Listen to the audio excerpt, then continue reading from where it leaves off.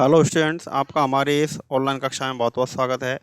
मैं रंजीत सिंह, भौतिक विज्ञान का प्रवक्ता, आपको ऑनलाइन क्लास में आज नया टॉपिक पढ़ाऊंगा। देखिए, डे जो हमारा 21 था, लास्ट जो डे 21 था हमारा, उसमें हमने गाउस का दूसरा अनुप्रयोग हमने ये पढ़ लिया था। ये आपके सामने है, यहाँ तक हमने कर लिया था। और ये जो अनुप्रयोग है, अचालक प्लेट के कारण विद्युत क्षेत्रीय तीव्रता थी गाउस के नियम से। और आज जो हमारा टॉपिक होगा डे 21 में, हमारा जो नया टॉपिक है वो है चालक प्लेट के कारण विद्युत क्षेत्रीय तीव्रता। ठीक है, तो आइए हम अपना काम स्टार्ट करते हैं।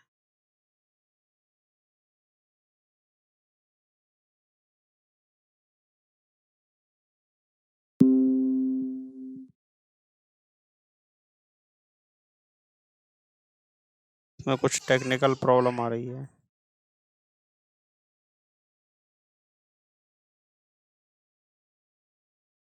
हाँ जी, अब ठीक है। देखिए, A22 और आज जो हमारा टॉपिक है वो अनुप्रयोग नंबर 3 होगा। देखिए, अनुप्रयोग नंबर 3 में कुछ प्रॉब्लम, तकनीकी समस्या है।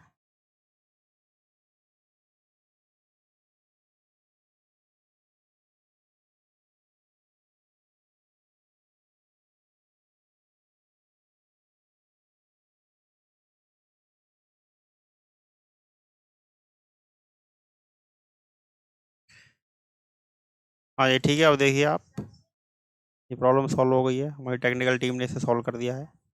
आइए देखिए, आज जो हमारा टॉपिक है वो है टॉपिक नंबर 3, गाउस के नियम का अनुप्रयोग नंबर 3 है। और ये है चालक प्लेट के कारण, चालक प्लेट के कारण विद्युत क्षेत्र की तीव्रता। ठीक है, अब देखो इसकी जो दिशा जो ज्ञात करते हैं ना, दिशा तो वही है जैसे आपने पीछे के जो बाकी के टॉपिक है वहां पर आपने याद की थी। देखिए, ये आवेशित अचालक प्लेट है। और हम और नीचे आएंगे तो देखिए यहाँ पर ये हमारे पास चालक प्लेट आ गई। ये ग्राफ आपने आई थिंक बना लिए होंगे। ठीक है, ये वाले जो ग्राफ हैं ये आपने बना लिए होंगे। और ये यहाँ से आज हम अब हमारा ये जो टॉपिक है वो ये वाला है, अनंत विस्तार की अपरिमित समरूप आवेशित चालक परत के कारण विद्युत क्षेत्र। ये पूरी डिटेल हेडिंग है। और इसकी दिशा जो है वो इस तरह से, क्या आती है, देखिए आपके सामने चित्र है और ये पूरी पूरी थ्योरी यहाँ पे लिखी हुई है। अब ये थ्योरी ये जरूरी नहीं होती है कि आप इतनी पूरी पूरी लिखें। ठीक है, ये मैं आपको समझ देता हूँ। आपको केवल ये दर्शाना होता है कि कॉस वाले घटक के कारण ही विद्युत क्षेत्र ज्ञात किया जाता है। आप इसमें से कुछ कम भी कर सकते हैं अपने हिसाब से, बहुत ज़्यादा की जरूरत नहीं होती है। ठीक है, अब मैं आपको जो समझाता हूँ मैं वो ये समझा दूंगा कि विद्युत क्षेत्र कैसे ज्ञात करते हैं चालक प्लेट के कारण। तो आइए हम चलते हैं अपने डे 22 पर। ठीक है, तो देखिए इसमें सबसे पहले हम क्या करते हैं कि जो मैंने आपको बताया था, एक समीकरण जिसका यहाँ पे सबसे ज़्यादा उपयोग हो रहा है, और वो क्या है, गाउस के नियम तथा विद्युत फ्लक्स की परिभाषा से। विद्युत फ्लक्स की परिभाषा, विद्युत फ्लक्स की परिभाषा, विद्युत फ्लक्स की परिभाषा तथा गाउस के नियम से, गाउस के नियम से। ठीक है, ये हमने लिखा था। और ये क्या होता है, ये होता है फाई ई। फाई ई बराबर ये इंटीग्रेशन। ठीक है, एक मिनट,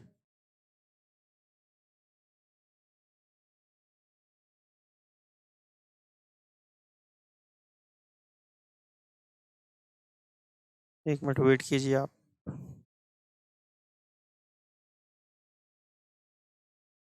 ओके, हाँ तो आ जाइए। देखिए, ये हम पढ़ रहे थे विद्युत फ्लक्स की परिभाषा तथा गाउस के नियम से। फाई ई बराबर E D S cos theta. और ये संपूर्ण पृष्ठीय समाकलन होता है बराबर sigma Q upon epsilon not. ये हमारे पास समीकरण हो गया। ठीक है, अब देखिए इसमें हम केवल इसका और इस वाले पार्ट का ही यूज करते हैं। तो अब मैं चित्र आपको यहाँ समझाता हूँ। देखिए, एक ये चालक प्लेट है आपके पास इस तरह से। ये चालक प्लेट हो गई। अब इस पूरी प्लेट पे कैसा आवेश है, धनावेश हो गया पूरी प्लेट पे, ठीक है, ये पूरी प्लेट पे धनावेश हो गया।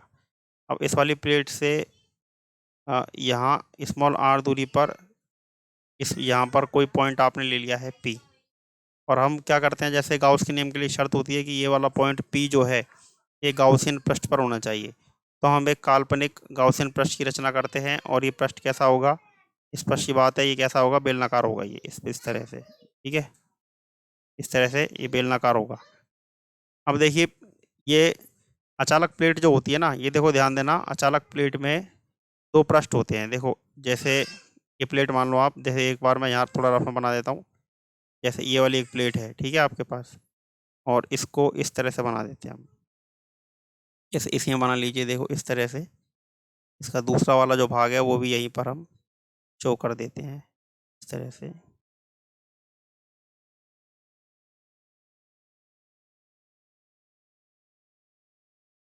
इस तरह से, ठीक है। अब देखो एक भाग तो इस तरफ है जहाँ ये पॉइंटर मूव कर रहा है, और एक भाग इसके पीछे की तरफ होगा, यहाँ पे पीछे की तरफ। तो ये पीछे की तरफ जो होता है वहां पे भी प्लस आवेश होगा उस तरफ, ठीक है। अब धातु की प्लेट में क्या होता है कि धातु की प्लेट में इस तरफ का जो भाग है, पीछे की तरफ वाला जो भाग है, उसका भी प्रभाव इस बिंदु P पर रहेगा, और ये वाला जो आवेश है इसका भी प्रभाव इस वाले बिंदु P पर रहेगा। जब इधर वाले आवेश का प्रभाव इस वाले बिंदु पर रहता है तो इस तरफ अलग से पॉइंट बनाने की कोई जरूरत नहीं है। अचालक प्लेट में तो हमने क्या किया था, इधर भी आपने एक बेलन बनाया था इस तरह से, आपको ध्यान होगा, और इस तरफ भी एक बेलन बनाया था, आपको ध्यान होगा। उसका कारण क्या होता है कि अचालक प्लेट में जो पीछे की तरफ वाला भाग, इधर वाला भाग होता है, उसका प्रभाव, उसके आवेश का प्रभाव इधर नहीं पड़ता, और इधर जो आवेश होता है इसका प्रभाव इधर नहीं पड़ता, ठीक है। तो इसलिए अलग अलग आपने लिए थे, इधर अलग बेलन लिया, इधर अलग बेलन लिया। धातु की प्लेट में क्या होता है कि आवेश जो है पूरी प्लेट पर एक समान रूप से आ जाता है। धातु की प्लेट में अगर आप एक जगह आवेश दोगे, यहाँ पे भी आवेश दोगे ना, इस वाले कोने पे जहाँ पर पॉइंटर मूव कर रहा है, तब भी वो इस तरफ आ जाएगा, पूरी प्लेट में एक समान रूप से प्रवाहित होगा, ठीक है। क्योंकि धातु की प्लेट जो होती है वो कैसी होती है, वो चालक होती है।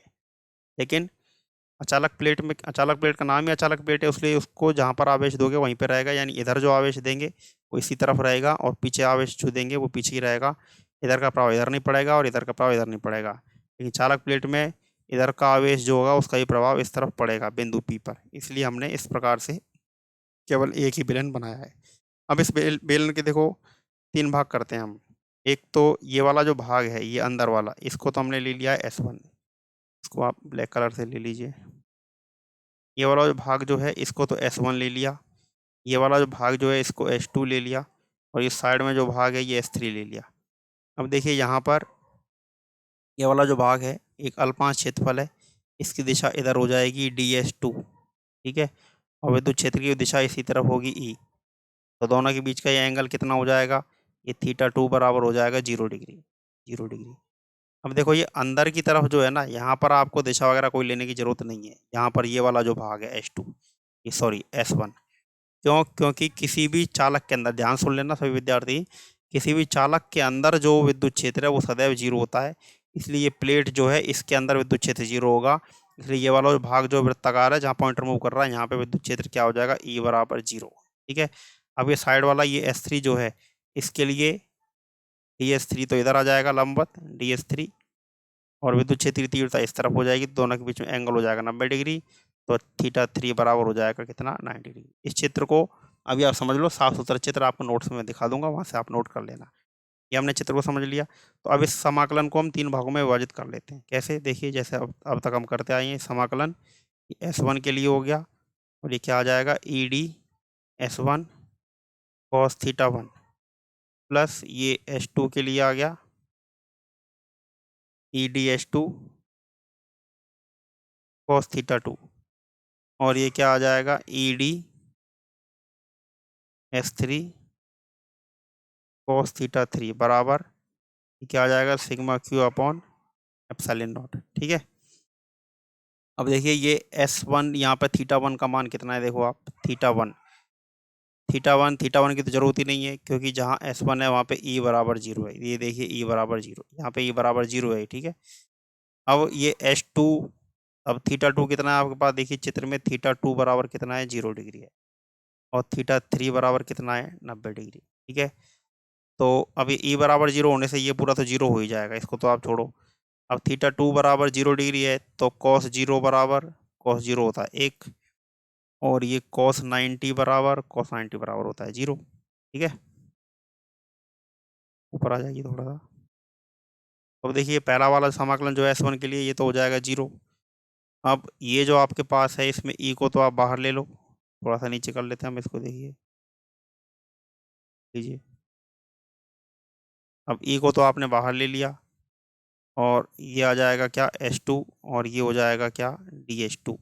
ठीक है, और प्लस, और ये cos 90 0 तो ये भी 0 हो जाएगा, और बराबर सिग्मा क्यू चल रहा है। अब ये सिग्मा क्यू को भी देखो, पृष्ठीय आवेश घनत्व सिग्मा बराबर क्या होता है, सिग्मा बराबर होता है सिग्मा क्यू अपॉन एस।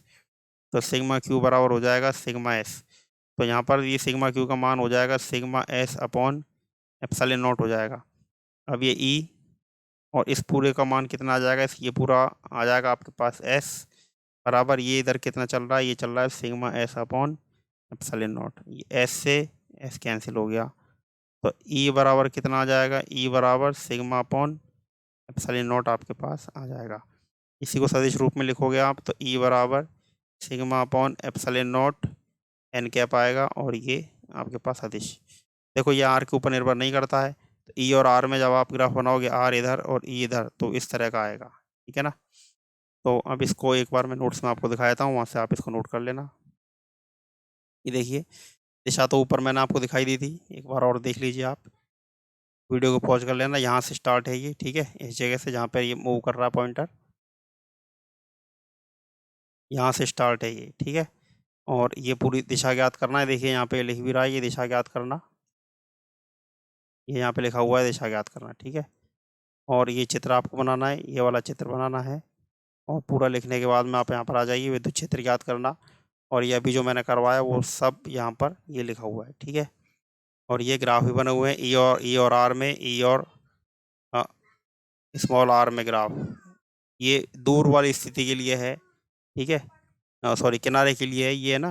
देखो यहाँ पे लिखा है, यदि परत अनंत विस्तार की नहीं है तो भी निकट बिंदु पर विद्युत क्षेत्र एक समान ही रहेगा, किंतु किनारों के निकट विद्युत क्षेत्र एक समान नहीं रहेगा। मतलब प्लेट के किनारे जो होते हैं, प्लेट के जो आपने किनारे लिए थे उसके आसपास विद्युत क्षेत्र ये होगा। लेकिन आपको ये वाला ग्राफ बनाने लाया है ना, पहला वाला बस, ठीक है, इससे कम चल जाएगा। अब अगला वाला जो टॉपिक है ये हम करेंगे अगले वीडियो में, समरूप आवेशित गोलीय कोश के कारण विद्युत क्षेत्र तीव्रता। Thanks for watching, please subscribe our channel. जय हिंद, वंदे मातरम।